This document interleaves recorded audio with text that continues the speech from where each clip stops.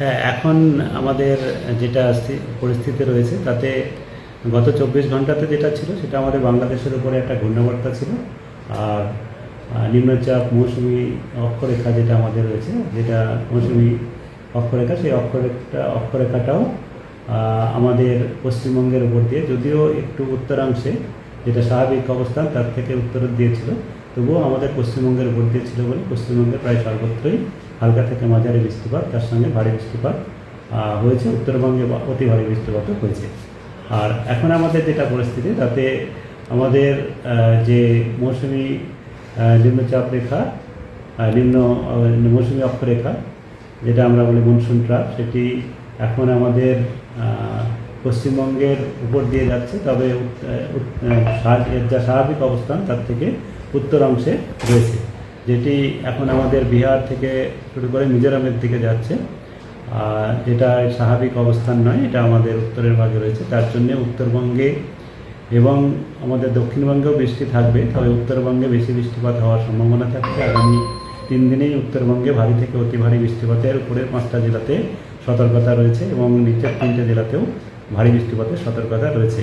আগামী 3 দিনেই বিক্ষিপ্তভাবে 1-2 জায়গা করে ভারী থেকে অতি ভারী বৃষ্টিপাত উত্তরবঙ্গের মূলত 5টি জেলা, দার্জিলিং, কালিম্পং, জলপাইগুড়ি, আলিপুরদুয়ার, কোচবিহার এবং উত্তর দক্ষিণ দিনাজপুর, নর্থ দিনাজপুরে, উত্তর ও দক্ষিণ দিনাজপুর এবং মালদাতেও ভারী বৃষ্টিপাত 1-2 জায়গায় হতে পারে। আর দক্ষিণবঙ্গের ক্ষেত্রেও আগামী 3-4 দিন পর্যন্ত, যেহেতু এই যে আমাদের নিম্নচাপ অক্ষরেখাটা পুরো কিছুটা রয়েছে, আর প্লাস এই আমাদের মৌসুমী অক্ষরেখা কিছুটা রয়েছে, তার সঙ্গে সঙ্গে জলীয় বাষ্প আমাদের দক্ষিণবঙ্গে কিছুটা প্রবেশ করছে। তার জন্যে দক্ষিণবঙ্গেও হালকা থেকে মাঝারি বৃষ্টিপাত প্রায় সর্বত্রই হওয়ার সম্ভাবনা আগামী 2-3 দিনে থাকছে। তার সঙ্গে সঙ্গে ভারী বৃষ্টিপাতের সম্ভাবনা রয়েছে। আর আগামী 24 ঘন্টায় 1-2 জায়গায় অতি ভারী বৃষ্টিপাতও হয়ে যেতে পারে বাঁকুড়া, পূর্ব বর্ধমান এবং নদিয়া জেলাতে।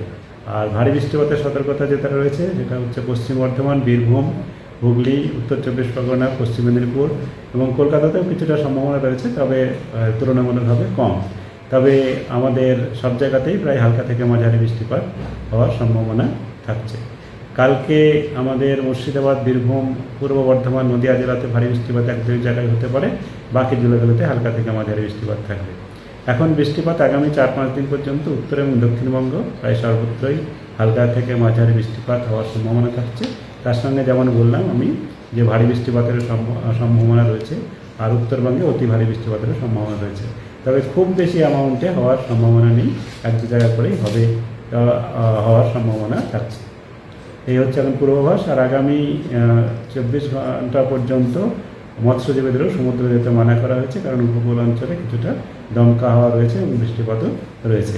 অঞ্চলে যেটা বলা হয়েছে, কলকাতাতে হালকা বৃষ্টি কয়েক পশলা হবে, তার সঙ্গে সঙ্গে 1-2 পশলা মাঝারি ধরনের বৃষ্টিপাত হওয়ার সম্ভাবনা রয়েছে।